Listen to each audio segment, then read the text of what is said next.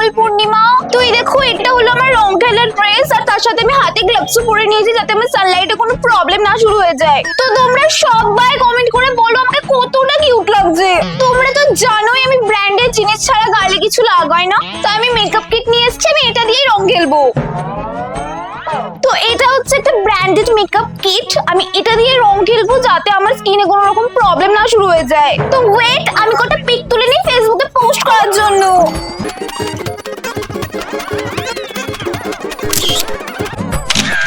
তো এই দেখো, আমার পাড়াতে সব বাচ্চারা রং খেলছে। হ্যাপি হোলি বাচ্চা লোক। তো আমি তো খুবই মজা করছি, আর তোমরা হোলি এনজয় করো। এই, এটা তুই কি করলি? কেন রে, রং মাখালাম? তুই আমাকে রং মাখালি কেন?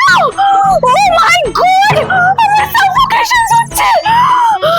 Doctor, ambulance, hospital, saline. এই অমনি করছিস কেন রে? আমি তো শুধু রং মাখালাম।